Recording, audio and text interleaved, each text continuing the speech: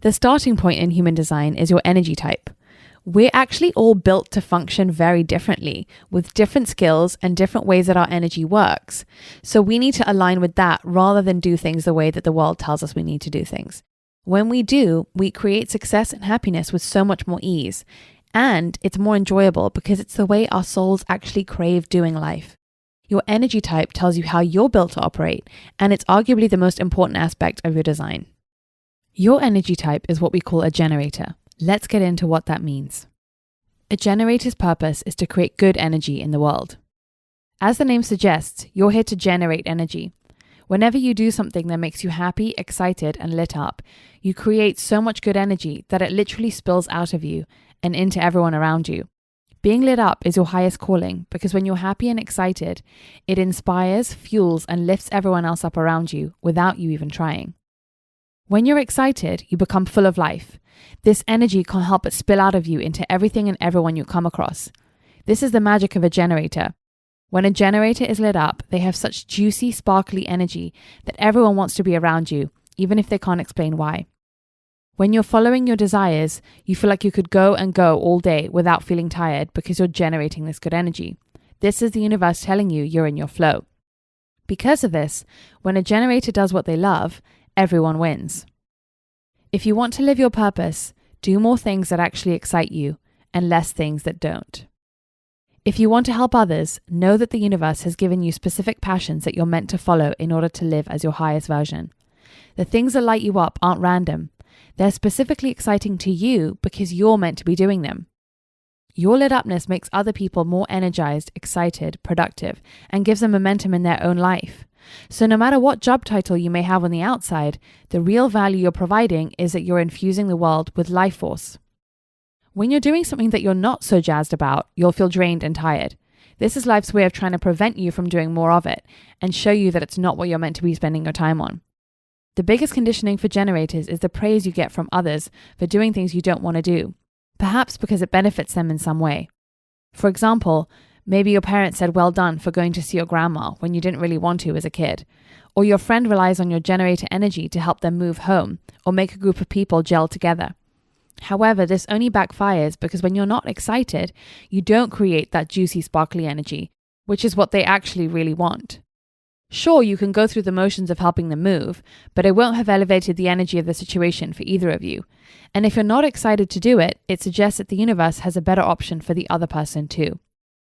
Saying no.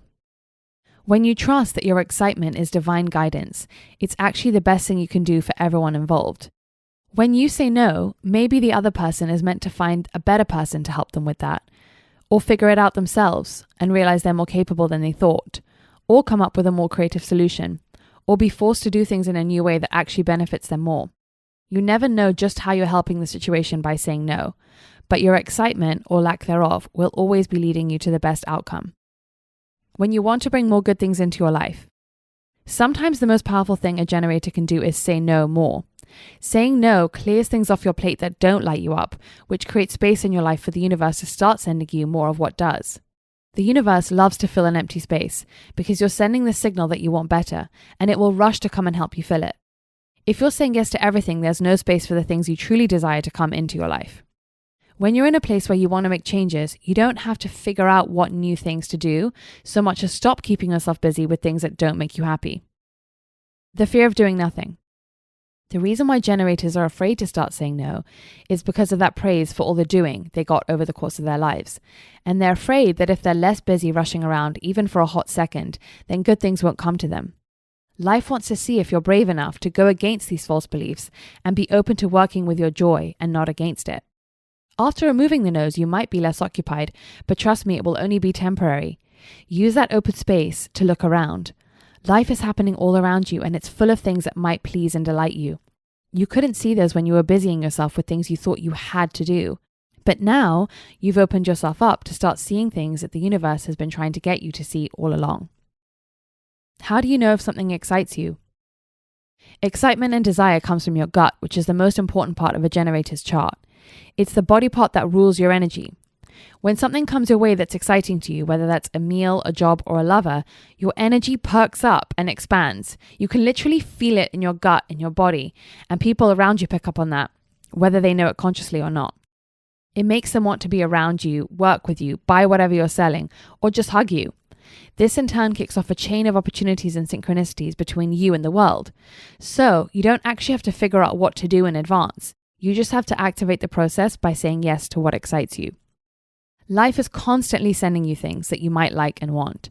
Your job is to notice the involuntary excitement response within you and then to reach out and take it. Whether that's do it, create it, eat it, use it, play with it, buy it, whatever it is, excitement is always about the action and not about the end result. So make sure you do something because it genuinely excites you, rather than doing it because you think it's the only way to get you an end result that you desire. If you suppress your own happiness because you think you have to in order to get to a certain goal, it will never end well. Because the truth is, it's not your job to think about end results. If you pave the way there with what makes you happy and excited, you'll create the best outcome, even if you don't yet know what that is. Ultimately, the things you love to do are the very things that will lead you right to your dream life, and you just need to trust that. Gut intuition. The gut is about desire. It knows when it wants something and it knows when it doesn't. It's not based in logic and it can't be explained. When life sends you something it wants you to do, you'll feel a rush of excitement through your whole body. This is your cue to say yes to it and to pursue it. These visceral, physical pulls you feel towards things are the universe's way of showing you that those things are the right decision. Now, the gut is black and white. It doesn't know maybe.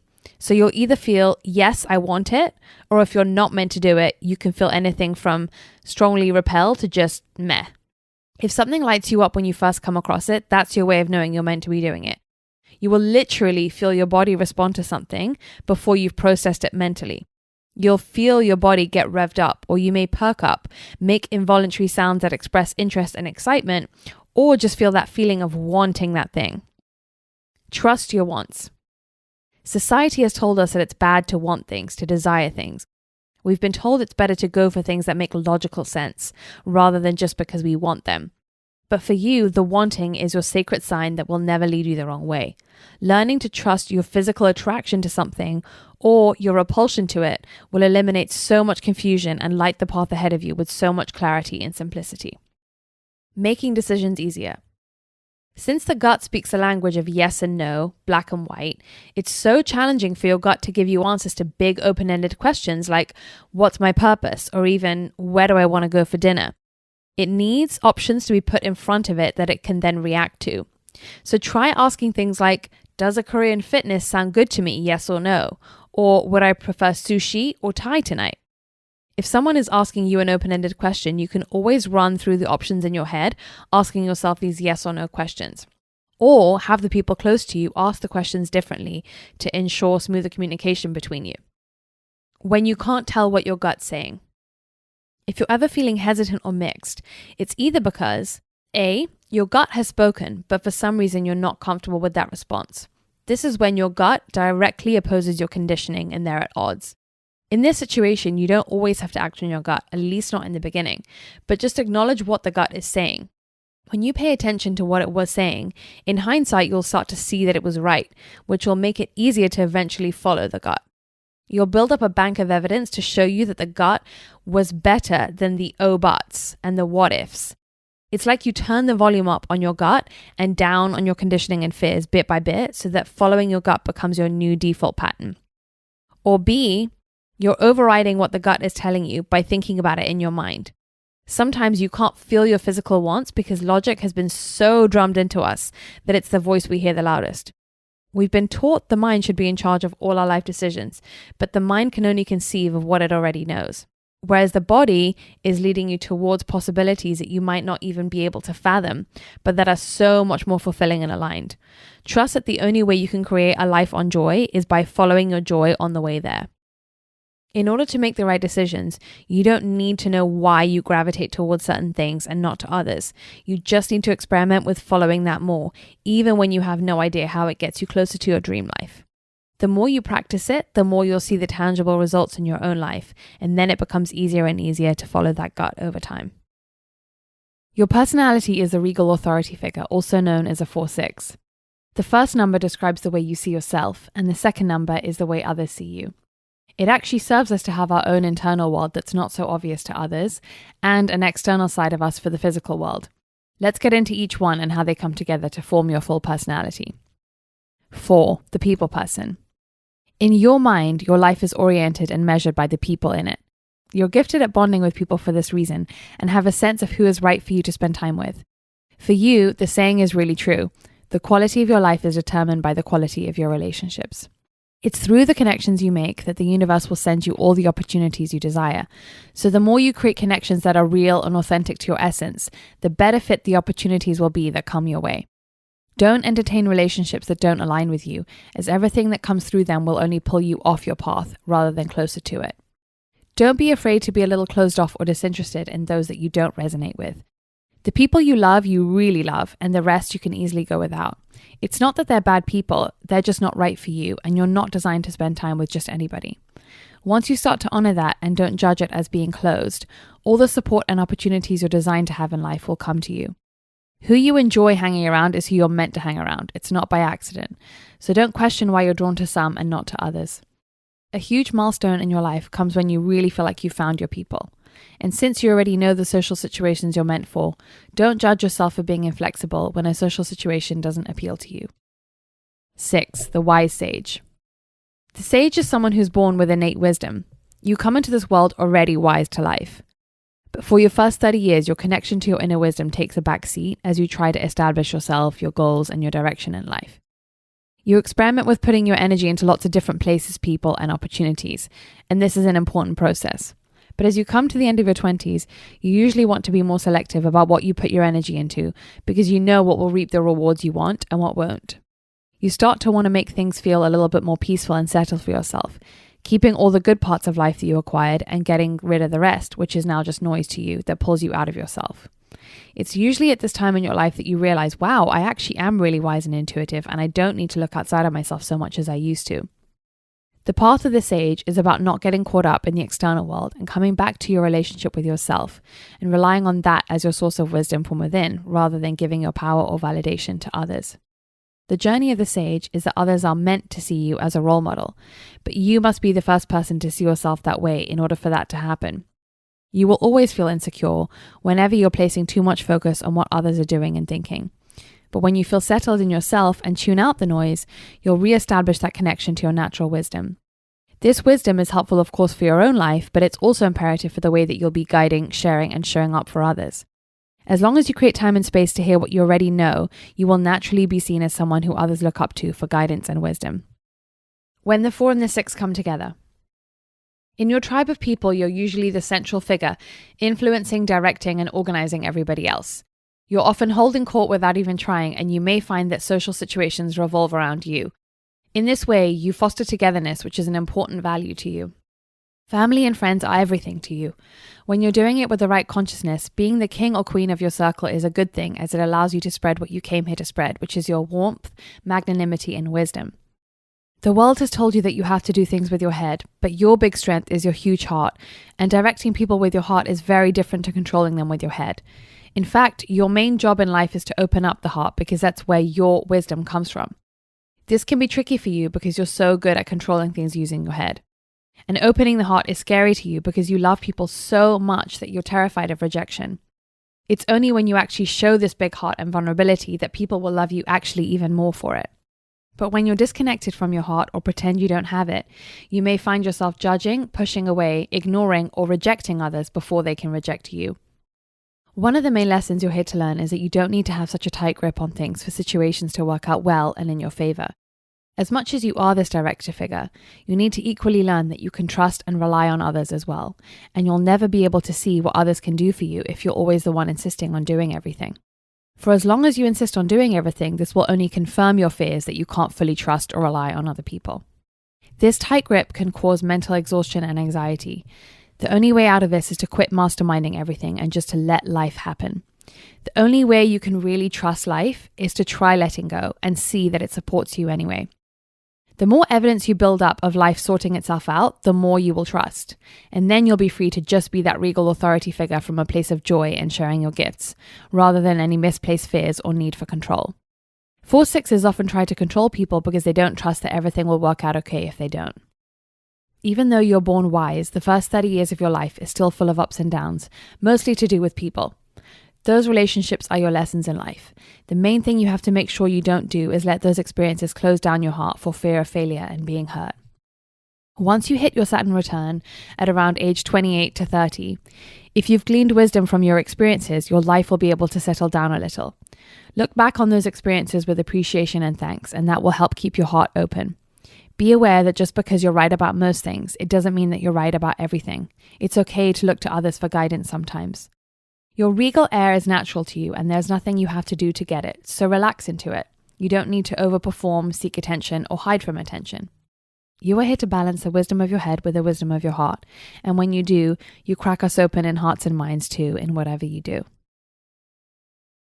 Your strategy is the way you make things happen in your life, how you go about making your dream life real, how you manifest. The world has taught us that we have to push and force things to happen, but you have a unique way of drawing your dreams to you that will feel much more easeful and fun. Plus, it will actually get you so much quicker results when you do it because you're doing it in the way that you're meant to be doing it. Your strategy is responding. The universe is constantly sending you clues and signs of what to do based on what excites you, gives you that full body yes, and what doesn't. Responding is about only doing things that come across your path that you can literally feel that full body yes to. When something is meant for you, your gut will literally respond to it. You will feel physically drawn to that thing. Think of life as one big buffet. It's full of ideas and suggestions and options that might please you. Responding is noticing all the things you see and come across that make you think, I like that, or I want that, or I wish I could have that. And if you do like it and want it, say yes to it. Go do it, create it for yourself, bring more of it into your life, because doing it is what the universe wants you to do next. These could be direct, like opportunities and invites that come your way, or indirect, like things you see around you, things you see other people doing, what you see on social media, characters on TV shows. They're all there on purpose to lead you right to your purpose. The answers are all around you. You don't have to figure out what you want. It's the outside world that will give you the clues of what you're into and not, based on how you respond to it. You're not meant to just know what you want out of thin air. You have to have an outside stimulus to respond to. You don't have to push, force, or make it happen. You just have to fully throw your energy into the things that your gut responds to and not do the things that don't. And when you're open, the universe will put the things that are meant for you right in front of your eyes. The key to your dream life is not only saying yes to things that light you up, but also saying no to things that don't. When you say no to the things that don't, you actually create more space for the potential yeses to come in. Your decisions are black and white. It's important for you to know that your gut is black and white. It doesn't do gray area. So for you, you're either excited about it or you're not. Unless you feel a full body yes, the answer is actually no. You do not deal in maybes. Because the gut is black and white, it also doesn't deal in open-ended questions. So if you've asked yourself before, what lights me up? Don't be surprised if your gut hasn't come up with the answer.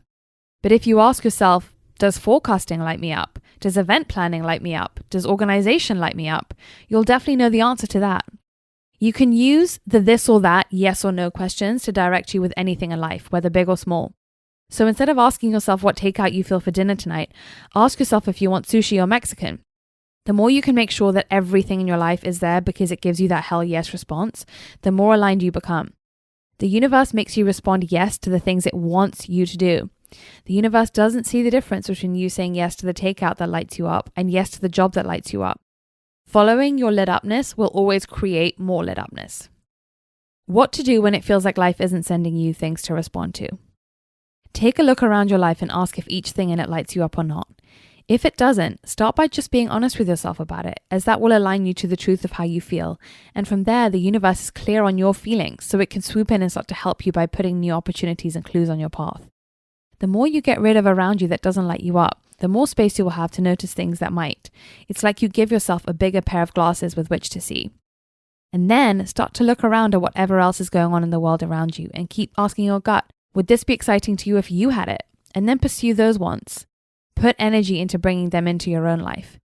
If you get a hell yes, you have full permission to funnel all your life force into it. Always trust the feeling of wanting as a good thing because it's pointing you right towards the life you're supposed to have. Your sign is the feeling you have when you're living your design. It's a no-fail way that the universe can signal to you that you're on the right track. When you're using your energy correctly, you will always feel your sign come up in your life. So you never have to do any guesswork to know whether you're in alignment or not. Your sign will be there to show you. Your sign is satisfaction. Satisfaction is feeling lit up by life. This is that feeling you get when you're living a full life, one where each day is filled with things that please you, big and small, that you have consciously chosen. Like your perfect coffee in the morning, the buzz in your work life, a warm cuddle with your loved ones, the tennis game that makes you feel alive, and the good kind of crazy days that make you feel invigorated. When you string these moments together where you feel so content in each, you get to the end of your day and you can't help but let out like a good kind of satisfied sigh. One that means you've used your energy up in a good way today. It brought back some awesome returns and you're fully ready to check out, hit the pillow, and be so psyched to do it all over again tomorrow. The not self is the feeling we get whenever we're not living our design. Life gives you this not self feeling so that you can always tell when you're getting off track, so that you can then redirect quickly back to using your energy the way that you're meant to. Your not self is frustration. If you're living your design, saying yes to things that light you up and no to the things that don't, you create a steady flow of excitement in your life, which then magnetizes people and opportunities to you. The opposite of energy flowing is energy stagnating. This creates a feeling of being stuck and not being able to move forward in things even if you try. This is the true definition of frustration, attempting or reaching for something but it not happening. Frustration can show up as literal frustration or irritation, feeling stuck, feeling uninspired, blah, or incapable. This is always a sign showing you that you have the power to change your situation by changing one of your thoughts or behaviors around this situation. Here's how frustration can look in your thoughts. Nothing is happening. This is not going the way I want. I'm so bored. I'm so over this. I'm being made or forced to do this, but I don't want to. Thinking, I have all these obligations and maybe they're starting to weigh heavy on me. I want to shake them off and be free. I feel like I'm having the life sucked out of me. I'm feeling pulled in all these different directions. It seems like everyone else is doing what they love, but nothing is coming to me, or I can't seem to do that. I should be able to create happiness, but I just can't. I have no energy to do what I dream of. What's the point of all of this? Why does it feel like I'm walking through mud and taking so much effort to get things going? Or simply, I'm just so tired. Remember that this is not your true self. This is your not self, aka life showing you that it's time to live your design a little bit more, which will get you right back into your sign, which is satisfaction. You are here to be lit up and excited by life. This is your real nature, and whenever you see your not self, you can always rise higher into the life you really want to have by turning it around. Specific manifesting. Manifesting refers to your way of bringing things you want into your reality. You're designed to manifest in a specific way, which means things come to you quickest when you're detailed and clear about exactly what you want. For example, if you know you want a house with a front porch, marble kitchen countertops, and in a specific area of town, don't ignore those things. Those details aren't just in your mind for no reason. The universe is dropping them there as a sign guiding you to what's right for you. So when you see that house that meets all the criteria, you'll know it's the house you're meant to take. Embrace and own the specifics. Don't ever think this way of being is picky, high maintenance, or unrealistic.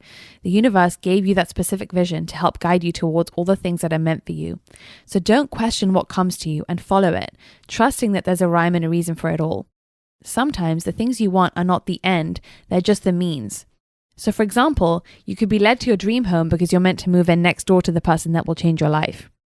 There's nothing inherently wrong or bad about knowing exactly what you want and being unafraid to ask for it. If your dream is luxurious and over the top, there's nothing wrong with the bigness of your desires. If they're authentically what you want, they are right. It's just as easy for the universe to create a 5-bedroom mansion as it is for it to create a coin on the street. It's only our limited human minds that get in the way. Tools for getting specific. For someone like you, activities like doing a vision board or writing down a list of things you want will work for you if you're called to do them. If you just want to think about something in your mind, that's fine too.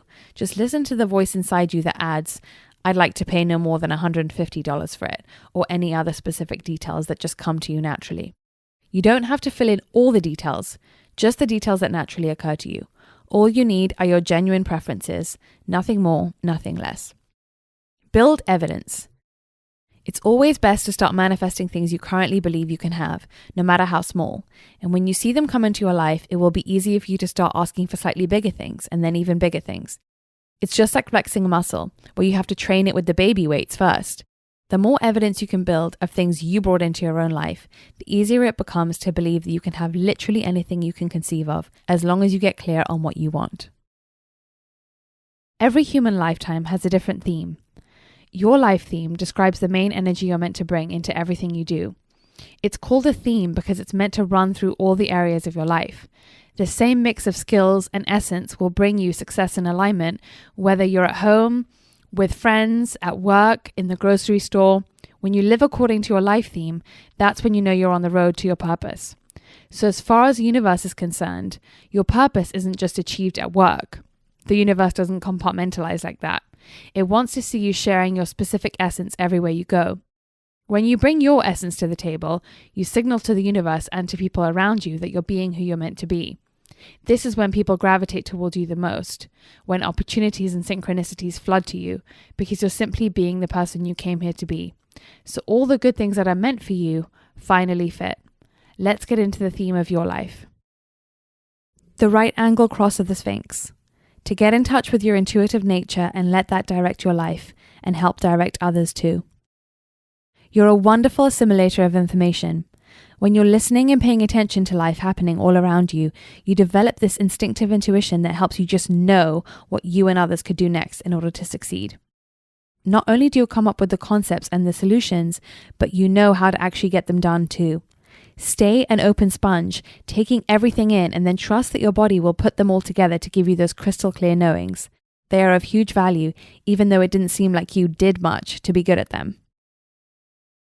You have what we call a hot food digestion in human design. You have a cool body temperature, so warming foods are optimal for you as they help bring balance and the right amount of stimulation to rev your system up.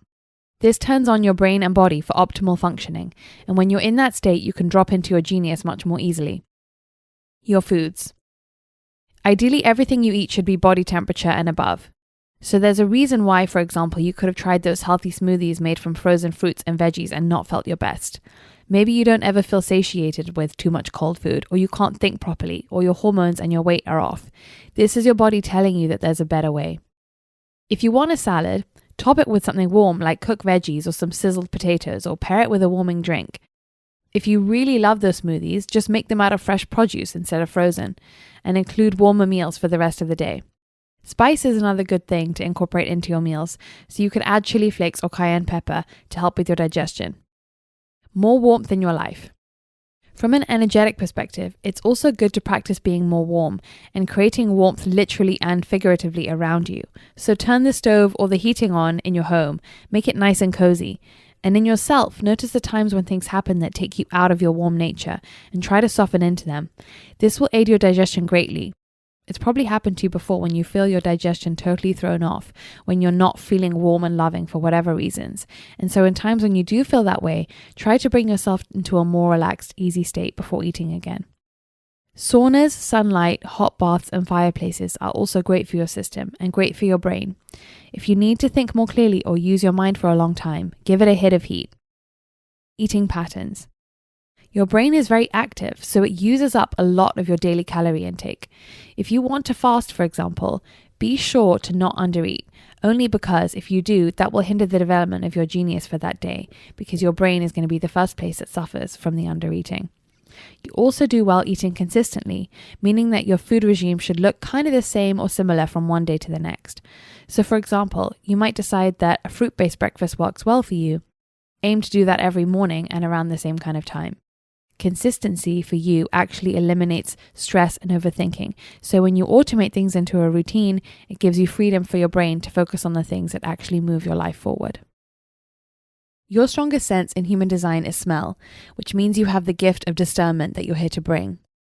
Of all the 6 senses, each one of us has one that's dominant. It's a sense that when heightened makes you feel most alive.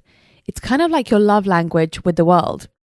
Each sense has its own language, and when you speak your language, people receive your gifts the most deeply. It makes whatever you do more effective and valuable. You also absorb information from the outside world the best when you're taking it in through that sense. With your gifts. Energetically, the nose represents fine and accurate judgment. You're here to sniff things out, follow the scent, smell a rat from a mile away. Being on the nose also means that you strive for accuracy and precision. Your incredible discernment is that main thing that will help you develop your gifts, so try to be constantly developing it. You can sense when something is off. You like to sniff out the truth and separate the flowers from the weeds.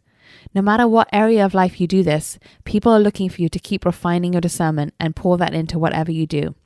You need to have a totally clear nose, literally and figuratively, in order to have the most clear insights. So anything that makes your nose blocked or stuffy will literally be stopping you from being in your genius. You won't be able to hit the nail on the head in the way that you have the ability to. Pay attention to what foods, substances, and fragrances clog you up. Feeling like you can breathe big and open breaths creates a clear channel for you to be in your brilliance. You know that face we make sometimes when we scrunch up our nose when we don't like something? That's the energy you'll feel when you encounter something that's not right, for you or for an outside situation. Don't be afraid to be a bit picky. You're not meant to just accept and like everything. Remember, people will be coming to you to tell them what's good, what's right, what's helpful, what's relevant and true. In your personal life, because clarity is so important to you, in relationships you hate being lied to or things being hidden from you. Clarity and honesty is extra important, and discussing interesting topics with others, where you get to refine what you think about things, whether good or bad, right or wrong, is fun for you. It's actually good for you to get involved in healthy debate, healthy disagreement, and to soak up many different viewpoints because it helps you refine your own. You love people who are engaged in the world and expressing their viewpoints because it helps you get into your zone of genius. Setting up your life. Try to create a practice of deep breathing, whether that's formal like a breathwork ritual or just reminding yourself through the day to breathe deeply. Doing this is like an energetic tune-up for you. Also, create scents that make you feel good. Surround yourself by candles, burn essential oils or sage. Wear a scent that makes you feel like you. Try and cut out products containing the ingredient fragrance from your home, as it messes with your natural nose. Every scent sets a different tone, so you can use scent to prime your brain for whatever you need to do, to get focused, to relax, to wake up, to wind down, whatever it is. With food. Smell prepares your body to digest the food. This is a mechanism that's deeply connected to survival because our ancestors could tell if something was okay to eat based on how it smelled. You can tell when something is going to be right for your body based on if you like how it smells. So when you cook, make sure the aromas come through. When grocery shopping, buy loose produce without the packaging on if possible so you can smell it. When you look at a dish, it's easy for you to imagine what it smells like, which makes it easier for you to get what it's going to taste like. So don't be afraid to check out what other people are eating in a restaurant to help you figure out what you want. We live in a world that is so full of information and options that actually the challenge we face is knowing what to include in our lives and what to leave out. With smell as your strongest sense, you are primed to help us discern and sort the truth from the non-truth, the pure from the corrupt, the helpful from the unhelpful in this world, in the specific areas of life you love. We need you to help us sniff out the truth. How your emotions function. You're what we call a non-emotional in human design. Being non-emotional means that your natural state is cool, calm, and collected. You only feel things when something is happening around you that makes you feel a certain way. You might think, well, isn't this the case for everyone? And the answer is no. 50% of the population live their lives on highs and lows that have nothing to do with what's actually going on in the world around them. It's like their background emotional setting goes up and down, where yours is steady. Non-emotionals are experts at picking up on what others are feeling. Because you don't have background emotions of your own, and because you are naturally supposed to be a calm lake, you can easily sense emotional ripples from the outside world. Let's say someone walks into the room and they are sad, at a level 2 out of 10. You'll easily pick up on this and it will feel like a 6 to you because it's such a contrast to your normal state. Ideally, you want to use this as your spidey sense because picking up on other people's emotions can give you so much information, make you so tuned into the situation, and make you empathetic. You want to tune into what you're picking up on without taking it on yourself or letting it sway your own calmness. But often, non-emotionals either pick up on everything and take it on themselves, or they shut themselves off from even picking up any emotions in the first place. So, you either get called too emotional or not emotional enough. When a non-emotional is overly attached to feelings that come over them from the outside world, they mistake those feelings as being their own and end up coming across as very emotional themselves. So many non-emotionals get called emotional by other people in their life because they're simply reflecting and magnifying everything that they're picking up on. The trick is to detach yourself from what you pick up on. There's always a reason why you might feel what you feel. So when you feel thrown off your calm center, ask, where or who did I pick this up from? This helps you use what you're picking up on to become wise about what's going on in the world around you, whilst also creating some space between you and the emotion. Remember, you are not the emotion. In contrast, when a non-emotional has been taught to totally disconnect from feelings, it can make them feel very stoic and unemotional. To be clear, non-emotionals still have emotions, so it's important that they recognize those, and important that they tune into the emotions of others because it contains important information that's meant to make them wiser about life and about people. As a non-emotional, you can read people's states very well. Don't shut that gift off by believing that feeling is weak or bad. Sensing other people's emotions is a useful skill.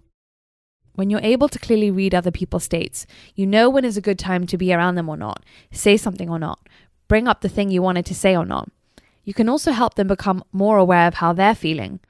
Remember that if someone is feeling that 2 out of 10 anger, they might not even be aware of it, whereas when you sense it in a 6 out of 10 way, you can be their mirror. Tuning into other people allows you to navigate relationships with those people in a much wiser way. Just to explain the contrast, emotionals often have poor visibility on how they're feeling, let alone how others are feeling, because they're so mired in their own feelings. It's often difficult to step out of them. They need non-emotionals like you to show them and help them navigate. Clarity is in the now. Since you are that clear lake, it's very easy for you to see things as they are. However, 50% of the world is emotional, meaning that their vision can be colored by the mood they're in, so they can't always see so objectively. With all the emotionals in your life, remember that they won't have clarity in the now moment. It's only when they've settled into a relatively neutral mood that they can see things as they are. So just remember that it takes them more time to be clear on their thoughts and feelings, even though it's easy for you. Emptying out. You're a sonar, picking up on so many things over the course of the day. In order to use this non-emotional gift properly, you need to be aware of all the signals you've absorbed from others over the course of the day so that you can flush them out and stay that clear sonar, unencumbered by emotional interference from the outside world. Whenever you feel thrown into some emotion or reaction, whenever you get frustrated or down or overly swept up in any emotion, whether high or low, remind yourself that it's just what you're experiencing because of your circumstances. It's not you. You're either picking up on other people's emotions, in which case they're not yours to hold on to, or you're feeling a certain way because a life situation has made you feel that, and that's completely normal. Either way, there's no need to attach yourself to those emotions so deeply. Create this separation in your mind of you and the feelings so that everything you pick up on doesn't stick around and continue to affect you. Let it wash over you and leave just as quickly as it came so that you can always return easily to your natural state without any extra stuff. We call this emptying out.